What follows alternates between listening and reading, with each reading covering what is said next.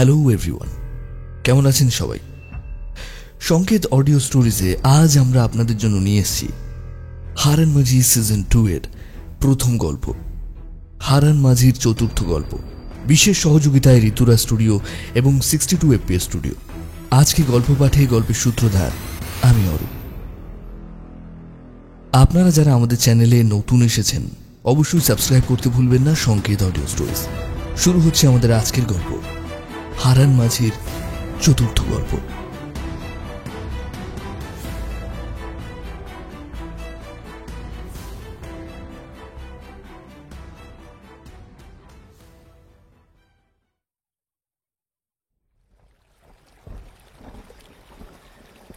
সৌগত যখন দুখিয়াপুর নদীর খেয়াঘাটে এসে দাঁড়ালো তখন চারিদিকে অন্ধকার নেমে এসেছে। ভালো করে এদিকে ওদিকে লক্ষ্য করে বুঝতে পারল উত্তর পূর্ব কোণের আকাশ মেঘে ঢেকে গেছে।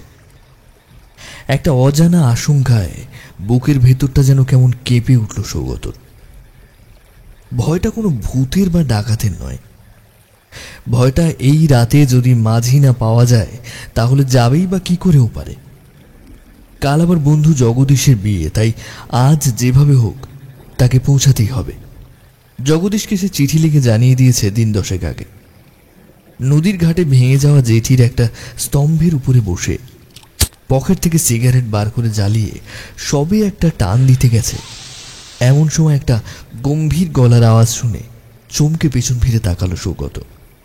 কোথায় যাবেন বাবু? অন্ধকারে কখন যেন তার পাশে এসে দাঁড়িয়েছে একটা নৌকা। টিম টিম করে একটা হ্যারিকেন জ্বলছে নৌকার ছইয়ে লাগানো বাঁশের মাথায়, আর নৌকার উপরে লুঙ্গি পরা গেঞ্জি গায়ে একটা লোক দাঁড়িয়ে। অন্ধকারে লোকটার মুখ ভালো বোঝা না গেলেও সৌগত এইটুকু বুঝল ইনিই মাঝি। এই কথা সে কথা চিন্তা করতে করতে সৌগত খেয়ালই করেনি, হয়তো ঘাড় ঘুরিয়ে পেছনে তাকাতেই দেখতে পেল লোকটাকে। আমি যাব দুখিয়াপুর, ওখানে আমার এক বন্ধুর বিয়ে আছে। আর আজকে এমনই দিনে আসলাম, আকাশের অবস্থাও ভালো নয়। তোমাকে দেখে তো মাঝি ভাই বলেই মনে হচ্ছে। আমি পয়সা দেব, আমাকে একটু পার করে দেবে ভাই? আপনি উঠে আসেন কর্তা, পয়সা লাগবে না। সৌগতর মুখের কথা শেষ হওয়ার আগেই যেন মাঝি কথাটা বলে উঠল। সৌগতর দেরি না করে কাঁধের ব্যাগটা নিয়ে এক লাফে উঠল নৌকার পাটাতনের ওপর। তারপর জ্বালানো সিগারেটটায় টানতে টানতে বসল নৌকার পাটাতনে। মাঝি নৌকা ঠেলে দিল মাঝ নদীতে। নৌকা দুলকি চালে চলতে লাগলো, বৃষ্টিও পড়তে শুরু করলো। কথাটা প্রথম সৌগতই বলল। তা এত রাতে তুমি কি বাড়ি ফিরছিলে? না মানে এই ঝড় বাদলার রাতে তো নৌকো পাবো আশাই করিনি। আচ্ছা, এই কথা সেই কথাতে তো ভুলেই গেছি, তোমার নামটাই তো জানা হলো না। যা উপকার করলে ভাই। মাঝি মৃদু হেসে উত্তর দিল, আগে কথা আমার নাম হারান, লোকে আমারে হারু বলি ডাকে। আর ঘর বাড়ির কথা বললেন, আমার ঘর বাড়ি নাই কর্তা, এই নদী আর নৌকাই আমার বাড়ি। তা কথা এত রাতে কেন আসলেন? জানেন না রাত বিরেতে এইসব গ্রামগা ভালো না। এইসব গন্ডগ্রামের নদীতেই রাত বিরেতে অনেক খারাপ কিছু ঘুরে বেড়ায় কর্তা। মানে ভূত?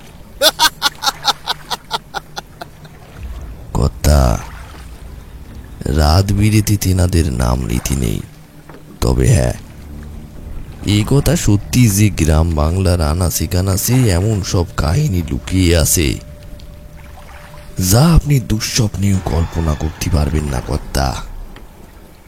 সে অনেক গল্প কর্তা, ও আপনি বুঝবেন না। আচ্ছা তাই নাকি? তা বলো না তোমার জানা এমন একটা ভূতের গল্প। এই বাদলা রাতে একেবারে জমে যাবে কিন্তু। হ্যাঁ,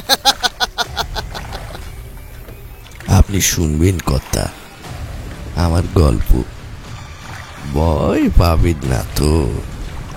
ঈষৎ মাথা নাড়ল সৌগত, তারপর বলল, আগে ওই জিনিসটি ছোটবেলা থেকেই আমার কম আছে, তুমি নিঃসন্দেহে বলতে পারো। আর তাছাড়া এই গ্রাম বাংলার নদীতে বাদলা রাতে একটু ভয় পেলে ক্ষতি কি? হ্যাঁ, আরে ভাই দুখিয়াপুর তো এখনো অনেকটা পথ, আর আমার বাস ধরবার তাড়া নেই। তুমি বললে আমার কোনো আপত্তি নেই, শোনাবে নাকি? চলুন কর্তা যাওয়া যাক। আকাশের অবস্থা ভালো না, কখন যে ঝড় চলে আসবে কে জানে। চলুন চলুন। সত্যি, এখন যদি ঝড় বৃষ্টি শুরু হয় তাহলে তো মুশকিল। ওপার থেকে আবার গরুর গাড়ি পাওয়া যাবে কিনা তাও সন্দেহ আছে। মাঝি এবার নৌকা ঠেলে দিল নদীর মধ্যে। ঢেউ কাটতে কাটতে নৌকা এগিয়ে চলল ওপারে। হারান মাঝি এবার বলতে শুরু করলো তার গল্প। আগে কথা, যে ঘটনার কথা বলতে যাচ্ছি সেটা কোনো গল্প নয়। ঘটনাটা আমার জীবনই ঘটেছিল বহু বছর আগে। হ্যাঁ, তা বলছি যে প্রায় বছর 20 আগের কথা। আপনি যে দুখিয়াপুর গ্রামে যাচ্ছেন সেইটা আমারই গ্রাম। সেই গ্রামে একটা অদ্ভুত ঘটনা ঘটেছিল কর্তা।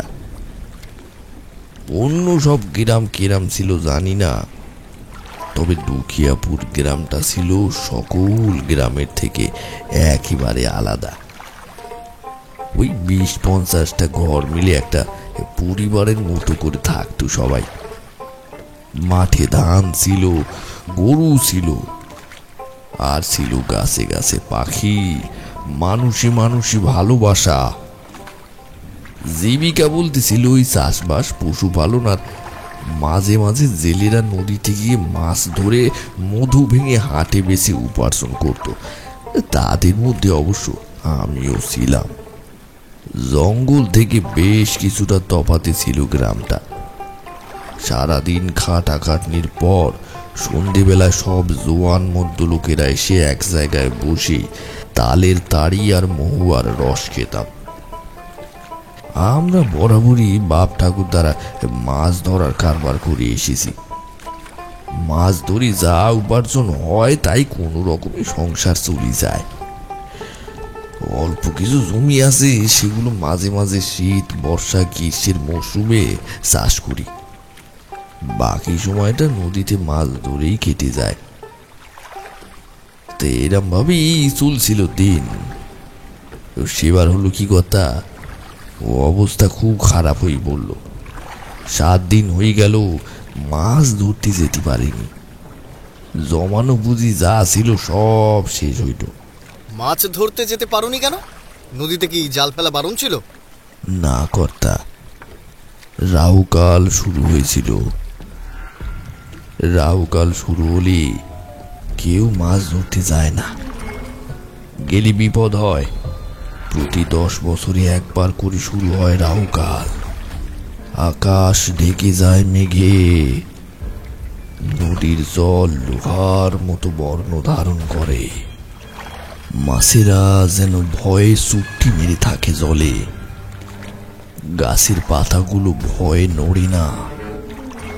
বাপ ঠাকুর দাদের কাছে শুনেছি রাহুকাল শুরু হলে জঙ্গলের অপশক্তিরা নাকি জেগে ওঠে। কিন্তু আমাদের উপায় কিছু করার ছিল না কর্তা। 7 দিন হয়ে গেল, ঘরে এক মুঠো চাল নেই। বউ ছেলে মেয়ের খিদে চোখের সামনে দেখা যায় না। বাপ হয়ে আমি কি করে সহ্য করি বলুন? মরা বৃষ্টিটাও সেবার ভালো হয়নি। খরার কারণে ফসলও ঠিকঠাক হয়নি যে বাজারে গিয়ে বিক্রি করব। উপায় আমাদের কিছুই ছিল না। তাই মনে মনে স্থির করলাম, যা হয় দেখা যাবে। সকলের চোখ এড়িয়ে নদীতে যাওয়াই যাক। যা হোক কিছু যদি মাছ পাওয়া যায়, হাটে বেশি অন্তত কয়দিনের জন্য সমস্যা মিটবে। তারপর দেখতে দেখতেই তো রাহুকাল কেটে যাবে। কাল সকালে সকলে চোখ এড়িয়ে নৌকো নিয়ে বেরিয়ে যাব ঠিক করলাম। কথাটা আমার স্ত্রী বেদিয়াকে বললাম। বারণ করলাম যাতে গ্রামের অন্য কাউকে না বলতে, কারণ গ্রামের মোড়ল গগন খুঁড়ো যদি একবার জানতে পারে তাহলে ঢেড়া পিটিয়ে গা থেকে সবই বিদায় করবে। আমার স্ত্রী বেদিয়া সব শুনে ভয়ে ভয়ে বলল, হ্যাঁ গো, শুনেছি নাকি রাহু কাল শুরু হয়েছে। গায়ের সকলের নদীতে যাওয়া মানা। আর এই অবস্থায় তুমি আবার জাল পাততে যাবে? কিছু একটা ভালো মন্দ হয়ে গেলে? হ্যাঁ, না কি উপায় কি? দুটো মাছ পেলে তবুও তো দুটো পয়সা আসবে। বলি কি, শরীরটা তো ভালো নেই বলছো, তাই একা না গিয়ে আজমকে সঙ্গে নাও না। আজম? কিন্তু ও কি পারবে? আজম আমার 10 বছরের ছেলে। ওকে কখনো নদীকালে আমি নিয়ে যাইনি মাছ ধরতে, কারণ আমি চাই না আমি যেভাবে জীবন কাটিয়েছি আমার ছেলে সেভাবেই বাঁচুক। আজম এতক্ষণ উঠোনের একদিকে বসে মাছ ধরার ছিপ তৈরি করছিল। কিছুটা লাফিয়ে উঠে পড়ে বলল, কেন পারবো না বাপ? আমি তো এখন পুকুরে জাল ফেলতে পারি। এই তো গেল সপ্তাহে পানি মুড়ি ডোবায় এইভাবে জালটা ঘুরিয়ে এইভাবে ফেললাম। 10-12 বছর বয়সী ছেলের এহেন শিশু সুলভ ভঙ্গিমায় একটু হেসেই ফেললাম।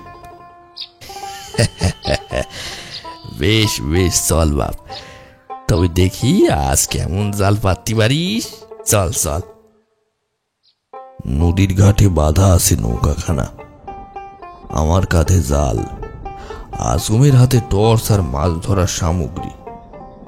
বাপ বেটা দুজনেই মেঠো রাস্তা ধরে এগিয়ে চললাম। আকাশ ঘোলাটে হতে শুরু করেছে।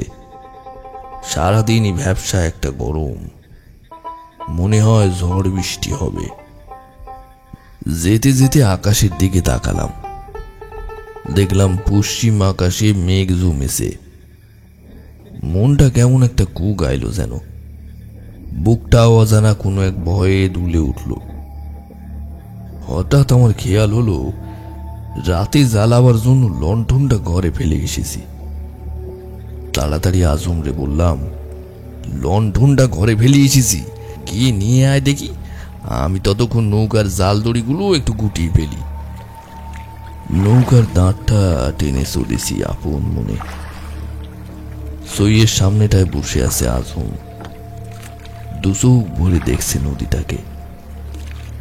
এর আগে ঘাট পর্যন্ত এসেছে, নদীর এত গভীরে আসেনি কোনোদিন সে।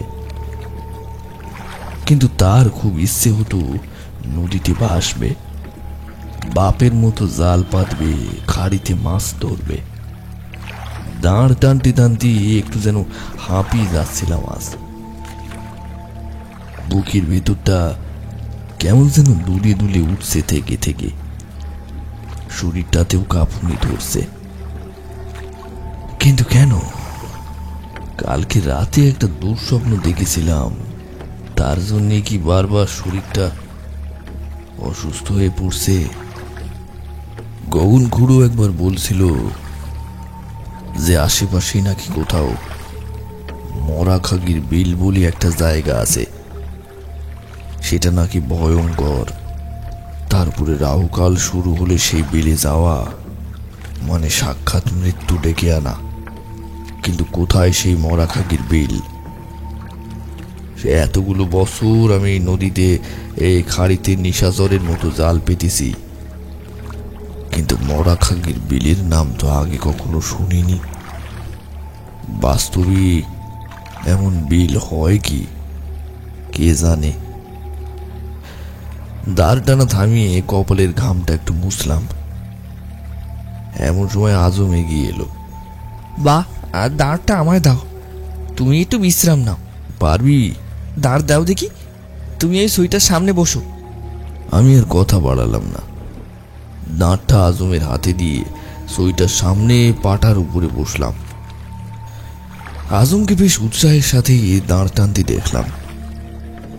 নৌকা নদীর বুক চিরে এগিয়ে চলল। আকাশে মেঘ আরো ঘন হচ্ছে, ঝড় উঠবেই, কিন্তু আমার যেন সেসবে সেরম খেয়াল নেই। কালকে রাতের স্বপ্নটা কেমন একটা ঘোরের মধ্যে যেন রেখে দিয়েছে আমাকে। আজমকে বললাম, নেই এবার ডান দিকির ওই খাড়ির পথটা ধর দিকি। আজম সামনের খাড়ির পথটায় দৃষ্টি ফেলল। নৌকাটা এগিয়ে চলল খাড়িটার দিকে। আকাশের মেঘ আরো ঘন জমাট হলো, বিকেল মুড়ে গিয়ে সন্ধে গড়াতে শুরু করলো, আর নৌকাটা নদীর জল টপকে ঢুকে গেল খাড়ির ভেতরে। বেশ খানিকটা এগিয়ে নৌকাটাকে থামাতে বললাম। আজ প্রায় 20 বছর আমি এখানেই জাল পেতেছি, মাছ মন্দ হয় না।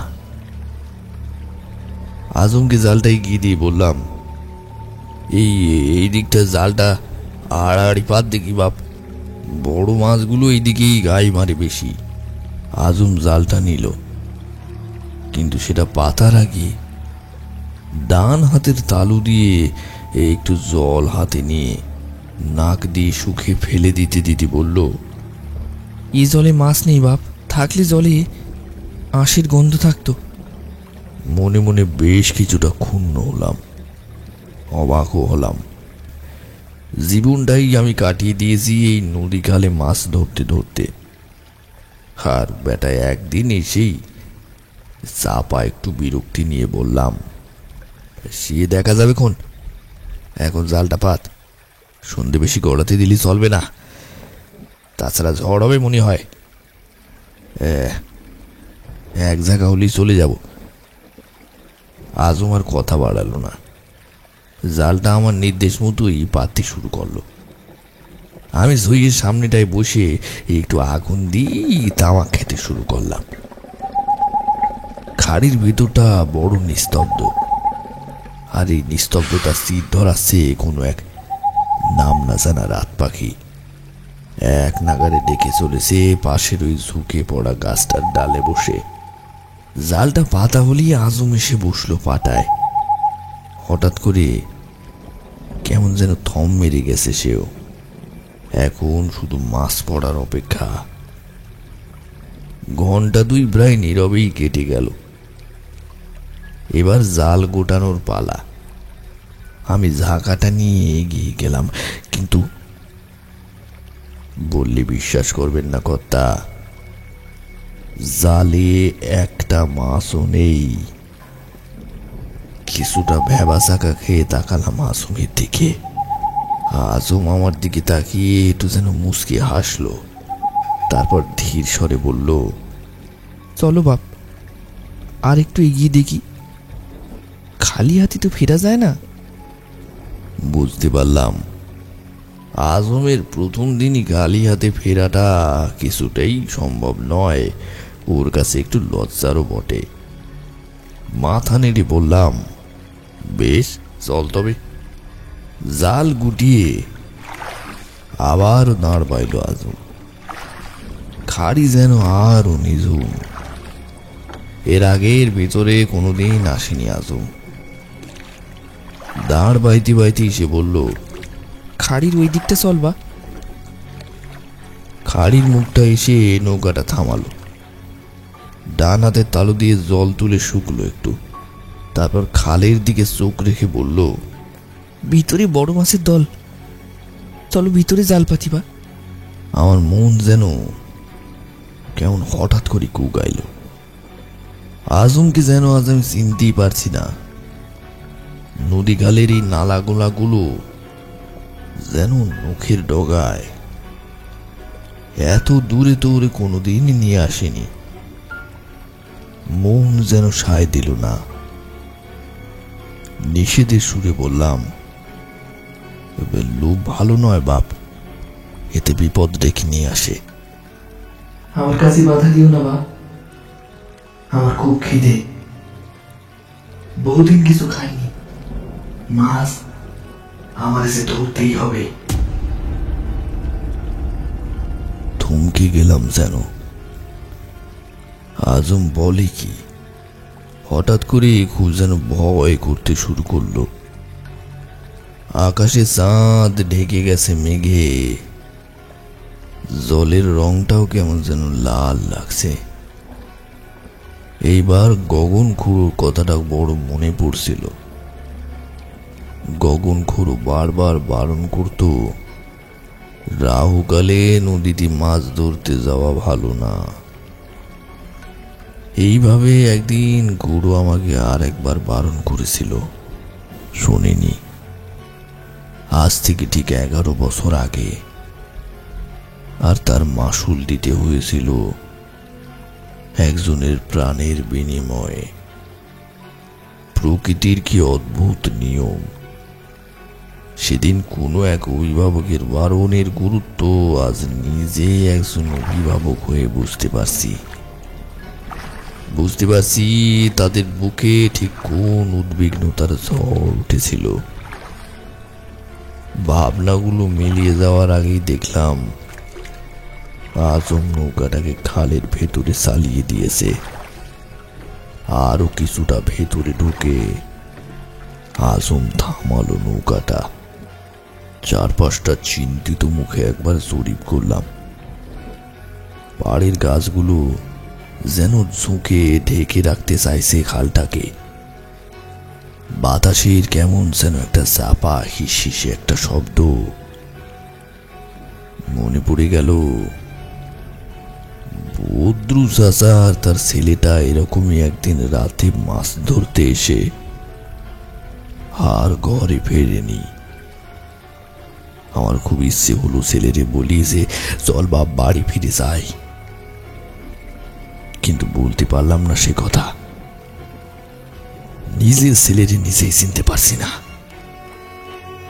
কোনো কথা বলতে সাহস হলো না। বুকের মধ্যে অস্বস্তিটা কাটাবার জন্য তামুক টানতে শুরু করলাম। আজম দ্রুত হাতে জাল পাতল। এবার অপেক্ষা করার পালা। বাতাসে ইসিসে শব্দটা বাড়ছে, যেন মনে হচ্ছে কোনো এক বিপদ ধীর পায়ে এগিয়ে আসছে আমাদের দিকে। এই পর্যন্ত বলে একটু থামলো হারান মাঝি। সৌগত এতক্ষণে হাঁ হয়ে শুনছিল হারান মাঝির বলা গল্প। সত্যি তার বলার মধ্যে একটা অদ্ভুত জাদু আছে, যেটা অবিশ্বাসের দরজা ভেঙে দেয় এক মুহূর্তে। তারপরে মেঘাচ্ছন্ন মোহময়ী কালো রাত যেন আরো মোহময়ী করে তুলেছে তার মুখ থেকে বেরিয়ে আসা প্রত্যেকটা শব্দ। কিছুক্ষণ চুপ থেকে হারান মাঝি বলল, কর্তা, আপনার ভয় করছে না তো? ভয় করছে কিনা সৌগত জানে না, তবে হৃদস্পন্দনটা যে একটু হলেও বেড়ে গেছে সে বিষয়ে কোনো সন্দেহ নেই। কোনো রকমে সেটা চাপা দিয়ে কাটিয়ে উঠে গলা তুলেই বলল, আরে দূর, কি যে বলো তুমি! আমরা হলাম শহরে ঝাঁ চকচকে আলোর মানুষ, তোমাদের গ্রামের মতো অতটা ভাবুক নই। তবে যাই বলো, বাদলার এই রাতে নদীর মধ্যে বেড়ে লাগছে কিন্তু তোমার গল্প। হ্যাঁ, ঘন্টাখানিক পরে আজম উঠল পাটা জাল গোটাতে। আমি ঝাঁকাটা নিলাম। দমকা হাওয়া বইতে শুরু করেছে। ঝুঁকে পড়া গাছের ডাল ছুঁয়ে যাচ্ছে খালের জল। সেই দমকা হাওয়ায় সপাত সপাত শব্দ হচ্ছে। গুড় গুড় শব্দে ডেকে চলেছে মেঘ। আজম তাই দ্রুত হাতি গোটাতে শুরু করলো জাল। কিছুটা গোটানোর পরেই জাল কাঁপতে শুরু করলো। অবাক চোখে দেখলাম জাল যেন রূপলি রং ধারণ করেছে। মাছের লেজগুলো নড়ছে জলে। বুঝলাম আজমে ঠিক। সত্যি হয়তো সে জলে মাছের গন্ধ পায়। তবে এর আগে তো কোনোদিন আজমের এই লক্ষণ প্রকাশ পায়নি। খেয়ালে হারিয়ে গিয়েছিলাম। কিছুটা চমকে উঠে ঝাঁকাটা ধরল সে। ঝড়ের দাপট বাড়ছে বাড়ছে, মেঘের গর্জন ও বিদ্যুতের ঝলকানি। সাদাটি আলো আশ্রে আশ্রে পড়ছে গাছের ফাঁক দিয়ে খালের জলে। মাছ হয়েছিল সেবার এক ঝুড়ি। মাছগুলোরে নৌকোয় পাটাতনের উপরে রেখে জাল গোটাতে গোটাতে আকাশের দিকে তাকালাম। আকাশের অবস্থা ভালো নয়। তাড়াতাড়ি ফিরতে হবে, না হলে বিপদ। মৃদু গম্ভীর স্বরে ছেলেরে বললাম, আর একটু হাত চালা বাপ, হাওয়া ভালো বুঝছি না। কথাটা শেষ হওয়ার সাথে সাথেই বৃষ্টি শুরু হলো প্রবল বেগে। আর হঠাৎ কাছাকাছি ভয়ঙ্কর গর্জনে একটা বাজ পড়ল। প্রচন্ড বেগে বিদ্যুৎ চমকে উঠল চতুর্দিকে। কালো অন্ধকারের বুক চিরে বিদ্যুতের শিখাটা যেন এই প্রান্ত থেকে ও প্রান্ত চলে যেতে চাইল। আর সেই বিদ্যুতের আলো এসা দেখলাম, তাতে তাতে আমার বুকের রক্ত হিম হয়ে গেল কর্তা। দেখলাম নৌকার পাটাতনের উপরে নিচে পা ঝুলিয়ে বসে আছে আজম, কিন্তু সেটা আজম নেই। তার বদলে বসে আছে একটা বিশাল চেহারার কেউ। দুই পার হাত লম্বা লম্বা পশমে ঢাকা। বসে অবস্থায় শরীরটা এত বড় যে উঠে দাঁড়ালে না জানি কেমন হবে। একটা কসমস কসমস আওয়াজে ভালো করে লক্ষ্য করে বুঝতে পারলাম যে আজমের হাতে ধরা আছে একটা বিশাল মাছ। হাতের তীব্র বাঁকানো নখগুলো দিয়ে বাস পাখির মতো করে কাঁচা চিবিয়ে চিবিয়ে খাচ্ছে মাছটাকে। ভয়ে বিস্ময়ে হতবাক হয়ে বসে রইলাম। মাথায় আসলো না যে কিভাবে কি হলো। নৌকায় জ্বলতে থাকা হেরিকানটা যে কখন নিভে গেছে খেয়ালই করিনি। সঙ্গে সঙ্গে বাড়ছে বৃষ্টির তীব্রতা। প্রথম দিকে সবকিছু একবার সাজিয়ে নেওয়ার চেষ্টা করলাম, তারপরে হঠাৎ মনে পড়ে গেল গগন খুড়োর মুখেই একবার শুনেছিলাম যে রাহুকাল শুরু হলে যদি কেউ একবার নদীতে যায় তাহলে সঙ্গী ছাড়া করতে নেই। সঙ্গী ছাড়া হলে সেই সুযোগে তার বদলে অপশক্তি চলে এসে বাসা বাঁধে। আমার মনে পড়লো আজমরে আমি এদিকে লণ্ঠন আনতে পাঠিয়েছিলাম বাড়িতে, আর সেই ফাঁকে আজমের পরিবর্তে আমার নৌকোয় উঠে পড়েছে। আর ভাবতে পারলাম না। মাথা ঝিমঝিম করতে লাগলো, মনে মনে ইষ্ট নাম জপ করতে লাগলাম। বুঝতে পারলাম আজ আমার শেষ দিন। মাথার উপরে এমন সময় বেশ কিছু কাকশিলের দল তীব্র চিৎকারে ঘুরপাক খেতে লাগলো। জঙ্গলের কিছু নিয়ম আছে কর্তা, জঙ্গলের নিয়ম ভাঙলি তার পরিণাম হয় ভয়ঙ্কর। আমি নিজে চোখে আমার আপনজনদের হারাতে দেখেছি, আজ সাক্ষী হয়ে রইলাম সবচেয়ে কাছের মানুষ আমার ছেলে আজমরে হারালাম। সৌগত যেন এতক্ষণ মন্ত্রমুগ্ধের মতো গল্প শুনছিল।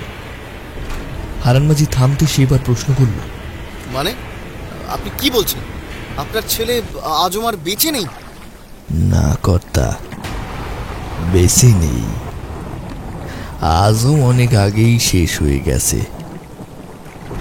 গগন খুড়োর কথা না শুনে কেন যে রাহুকাল শুরু হওয়ার পরেও জঙ্গলে আসলাম।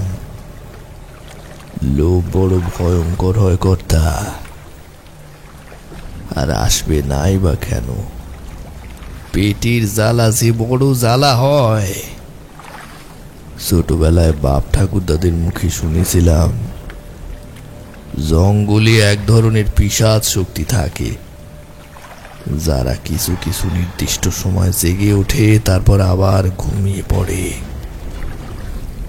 এই কারণে রাহুকাল শুরু হলে জঙ্গলকে ফাঁকা রাখতে হয়। মানুষ যদি একবার এদের সান্নিধ্যে আসে তাহলে এরা তার রূপ ধারণ করে তার বাড়ি পর্যন্ত চলে যায়, এবং যতক্ষণ না তার পরিবারের একজন ব্যক্তি জীবিত থাকবে ততক্ষণ পর্যন্ত ওরা রেহাই দেয় না। তারপর ধীরে ধীরে গ্রামের সকল মানুষকে শেষ করে দেবে।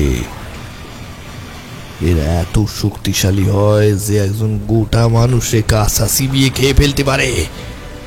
এদের বলে মাকড় খাকি পিশাচ। আর এখন আজম রূপী পিশাচ আমার সঙ্গে আমার বাড়ি পর্যন্ত যাবে। তারপর আমার পরিবারের সকলরে শেষ করে গোটা গ্রামটাকে সাবাড় করে ফেলবে, কারণ জঙ্গল থেকে বেরিয়ে আসার জন্য এদের মৃত মানুষের শরীর প্রয়োজন হয়। এবার বুঝলেন তো কর্তা কেন বললাম যে আজম আর জীবিত নেই? এসবের জন্য আমি দায়ী। আমার জন্য আজ ছেলেটারে প্রাণ হারাতে হলো, আর আমার জন্য আজ গোটা গ্রাম উজাড় হয়ে যাচ্ছে। তাই আমারই সমাধান বের করতে হবে। আমি জীবিত থাকলে এই পিশাচ কাউরে রেহাই দেবে না, তাই আমারে মরতে হবে। আমি মরলি তবেই পিশাচ আর ঝাড়ি ঝুড়ি দেখাতে পারবে না। যে ভুল আমি করেছি সেই ভুলের মাসুল এখন আমারে গুনতে হবে। নদী তখন প্রবল উত্তাল, ঢেউগুলো যেন বজ্রের মতো আসছে পড়ছে নৌকার পাটাতনের ওপর। নৌকোয় বসে আপন মনে 2 হাত দিয়ে কাঁচা মাছ চিবিয়ে চলেছে আসল রূপী পিশাচটা। আর এখন তো দেরি না করে চোখ বন্ধ করে একবার পরিবারের কথাটা মনে করে ঝাঁপ দিলাম সেই উত্তাল নদীতে।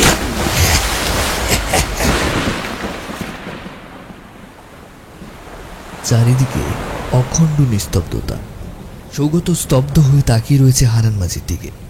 না না, তুমি মিথ্যে কথা বলছো। আমাকে শহরের লোক পেয়ে এই একা নির্জন নদীতে ভয় দেখাবে ভেবেছো? আমি তোমার কোনো কথাই বিশ্বাস করি না। আমার গল্প আপনার বিশ্বাস হলো না তো? আসলে কি জানেন, আজ 12 বছর পর আবার রাহুকাল শুরু হয়েছে কর্তা। দেখুন জলের রং কেমন লাল হয়ে উঠেছে। মাথার উপরে চেয়ে দেখুন কর্তা, সিল শকুনেরা উড়ে বেড়াচ্ছে। হ্যারিকেনটা যে কখন নিভে গেছে তা সৌগত নিজেও খেয়াল করে। বিদ্যুতের তীব্র এক ঝলকানির আলো দেখতে পেল নৌকার পাটাতনের উপরে হাল ধরে একটা নরকঙ্কাল বসে আছে। এর মধ্যে তীব্র ভয় ও আতঙ্কে বাপাসটা চিনচিন করতে শুরু করেছে সৌগত। শেষবারের মতো চোখ বন্ধ হয়ে যাওয়ার আগে একটা তীব্র হাসির সঙ্গে কয়েকটা খনা গলার কথা ভেসে এলো সৌগতর কানে। মানুষ মরি ওরা বুঝতে পারে।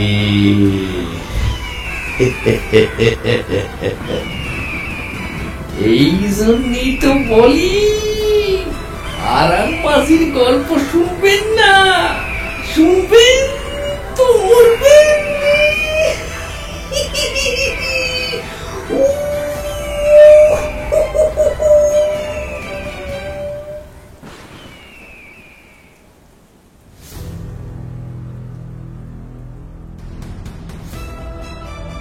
সংকেত অডিও স্টোরিজে এতক্ষণ শুনছিলেন হারান মাঝির 4র্থ গল্প।